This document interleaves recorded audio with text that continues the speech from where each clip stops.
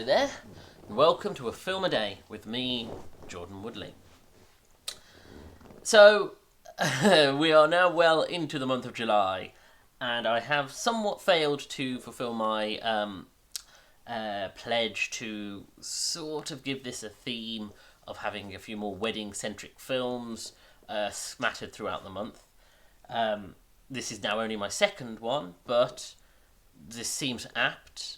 And it also gives me a stark reminder why talking about wedding films is quite difficult. So today I'm looking at the 2008 Anne Fletcher film, 27 Dresses.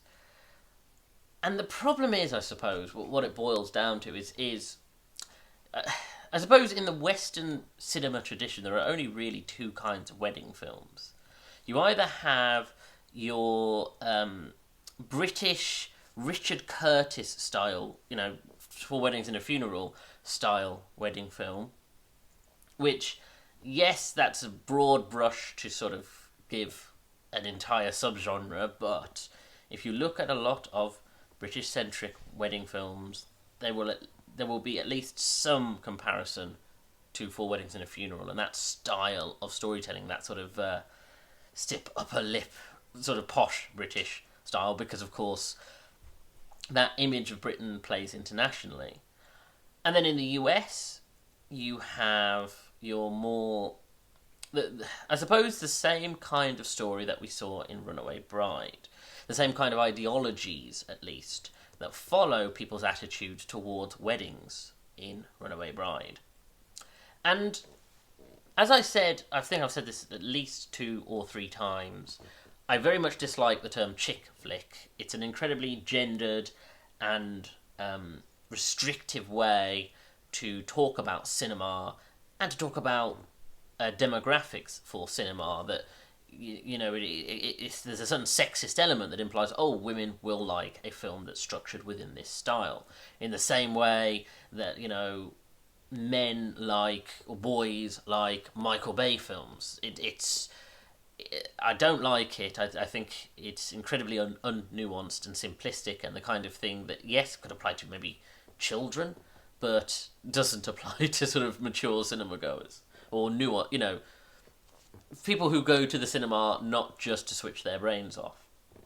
But when the term chick flick is used, obviously it's envisioning a certain criteria of films and types of storytelling that appeal towards a sort of, like I say, a Western and more American female demographic. So, normally romance or romance comedies, normally with a female lead, normally sort of so centered around either romance or wedding, or sometimes high school, but not that doesn't sort of centric storytelling.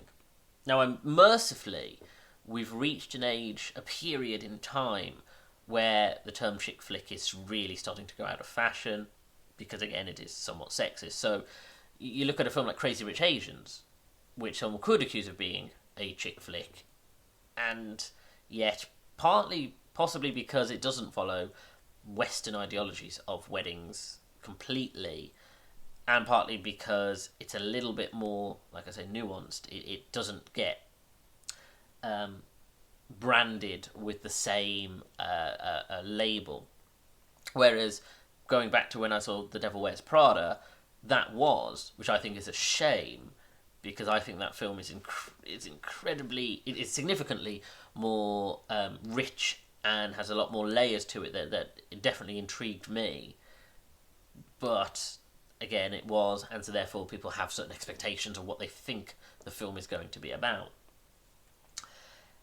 And I suppose the problem is, what it boils down to, is yes, there is, I suppose, an exploitation subgenre of films that cater, very straightforward films that cater towards a romance plot that on a basic level is just trying to appeal to people who, as I say, female leading audiences of a certain age who want plots that centre around romance and around weddings. And this definitely falls within that criteria. Now, I liked it. I didn't think it was... It's funny because whereas I went into Runaway Bride not with great expectations and was actually pretty interested in the narrative until it, in the third act, really went in a direction that threw me off and I really didn't enjoy in the end of the film. This kind of does the opposite. Where going in, I was sort of watching this and immediately was seeing the stereotypical romantic comedy cliches that have been often discussed and parodied and sort of anatomically broken down in comedy, such as Isn't It Romantic? Or that episode of Crazy Ex-Girlfriend that was centered around romantic comedy films, because it does tick the boxes that you would expect. It has things like the awkward female lead who has to sort of put herself in constantly embarrassing and compromising situations, sort of veers towards a 20-something cosmopolitan woman who works in I'm going to assume it was New York. And then of course she meets her love interest with the meet cute, but they also have a fractious relationship. She has a sassy best friend. There's this wedding-centered plot line.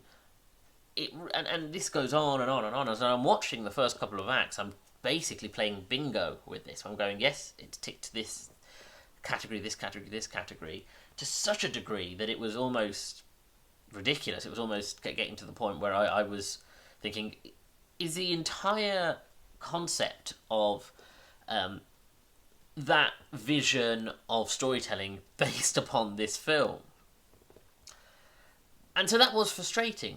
And the other aspect that I think I was also looking at is the comparisons to the films that I've seen more recently, like Runaway Bride, where I was like, or some of the themes that I've discussed previously about the fact that a lot set in New York.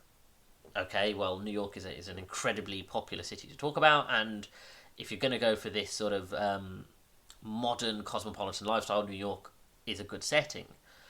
And again, it fits that kind of, I suppose, the post-Friends era of storytelling.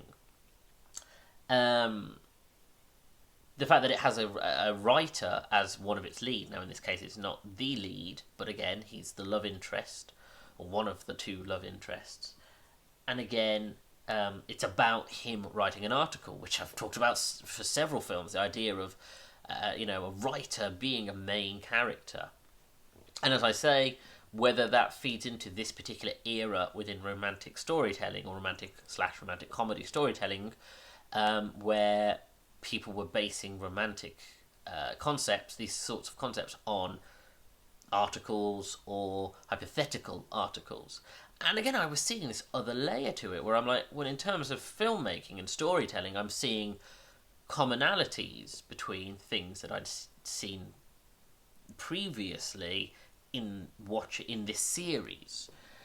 And so as I'm going through this, I'm very, like I say, anatomically examining all of these tropes, cliches, these parallels to other films, but what I'm realising is I'm struggling to connect with the film because of it.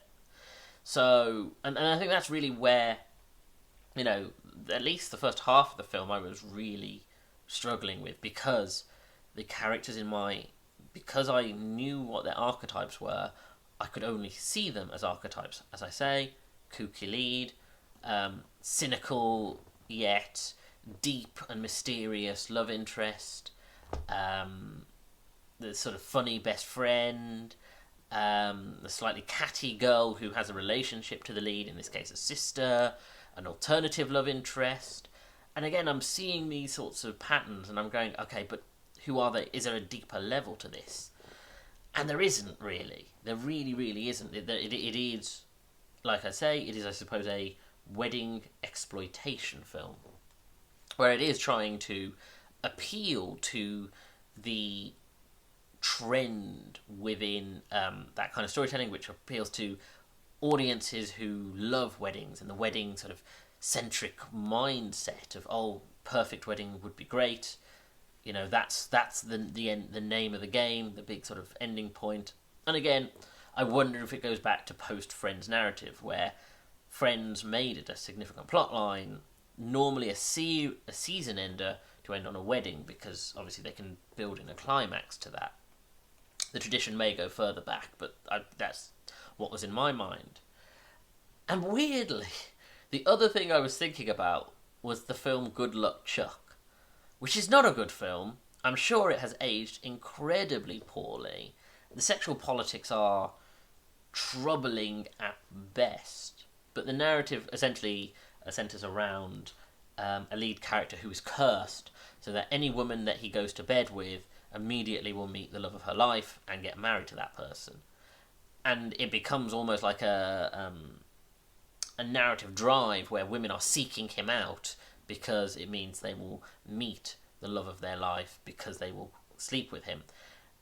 And there's something very cynical about it and troubling, and again, there's something very like exploitational about the fact that these women are so willing to meet their true love and get married that they are willing to have sex with this one man. It's a strange and I don't know. Like I said, it's been a long time since I've seen it, and I don't know if it will have aged particularly well.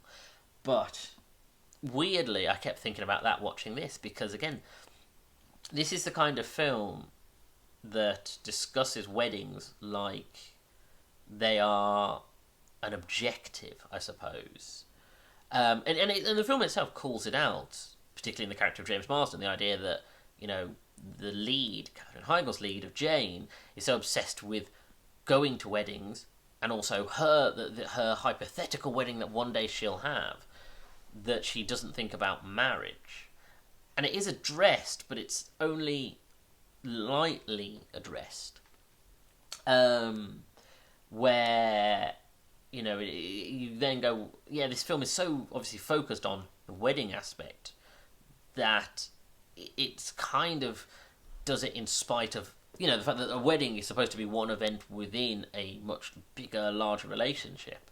And so you have aspects like her boss, also the man that she's desperately in love with, George, very quickly being courted by, she's not even doing the courting, by her sister Tess. And the fact that Tess is creating this web of lies to ensnare George, and then because of impulsive decision making, they decide to get married within a couple of months of dating each other, and then because of plot, they're going to get married within weeks of their engagement. And of course, the acceleration is obviously because it needs to hit that criteria of, okay, you need the James Marsden article storyline to only happen in a short period of time. Also, this web of deceit plotline only works within a short period of time. But again, it sort of treats the wedding like an objective, to the point where in the third act, they're talking about the wedding like its own, you know, it's like, oh, you don't want me to be with this person, like the wedding is only a step towards someone being in a relationship, whereas obviously it's supposed to be the big step in a relationship. It's but like I say, it's obviously then, you know, it sort of treats that kind of, you know, weddings no longer become the final, you know, agreement of a love relationship. They treat it almost like it's the first step. It's very strange in that respect. But as I say, that's the mindset of this kind of film, and that's sort of the objective of it.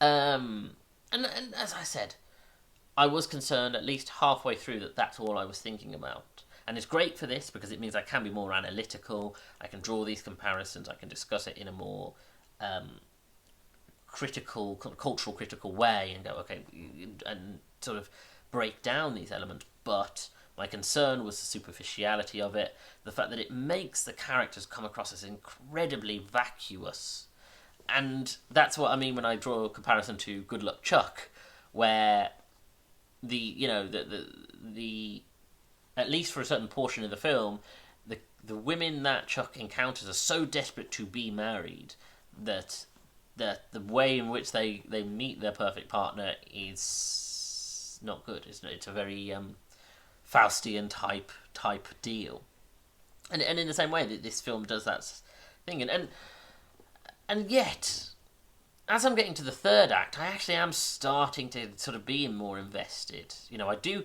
actually like the chemistry between Katherine Heigl and James Marsden, and weirdly, I do like the Edward Burns' character of George. He's a character who I think really gets the short end of the stick in the narrative, because he is, for once, because again, another commonality within the romance genre, or within this subgenre, is the idea that sort of the alternative love interest is normally has to turn out to be villainous in some way, or deceitful, or just a crappy person. But, to its credit, it actually makes him a decent, upstanding character.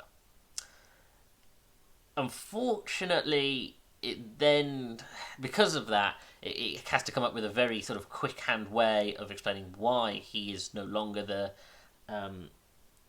good alternative choice for Katherine Heigl. He's no longer sort of in the running for her affections. But again, this film isn't trying to overcomplicate things. So like I say, I actually do, towards the end of the film, actually did start to care a little bit. Unfortunately, because that part of my brain that is still looking at this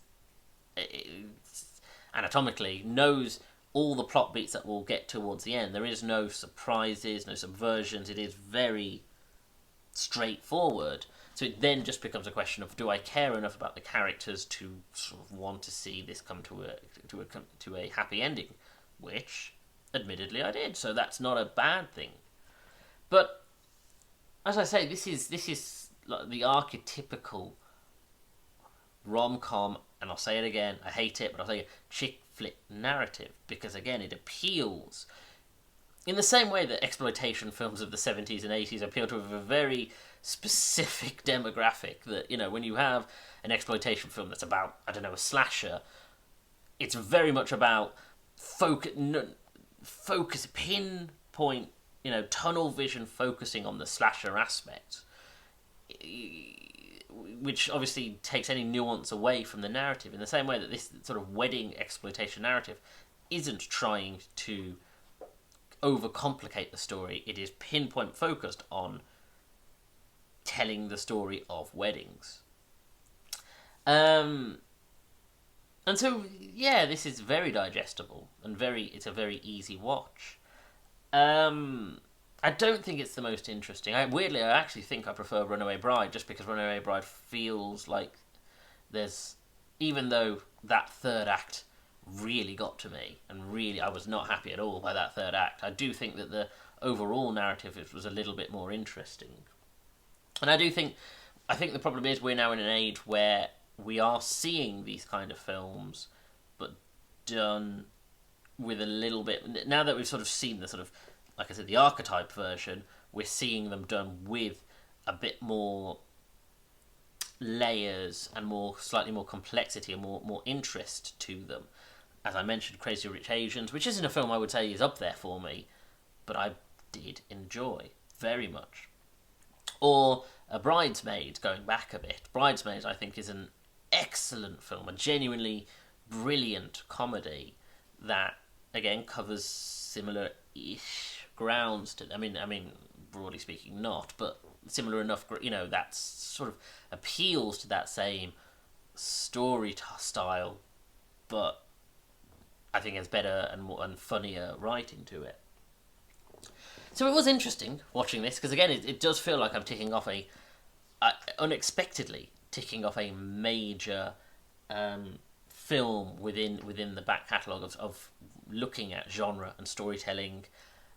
But as I say, it's definitely a film that does that is necessary to see, but not doesn't necessarily it definitely falls into all the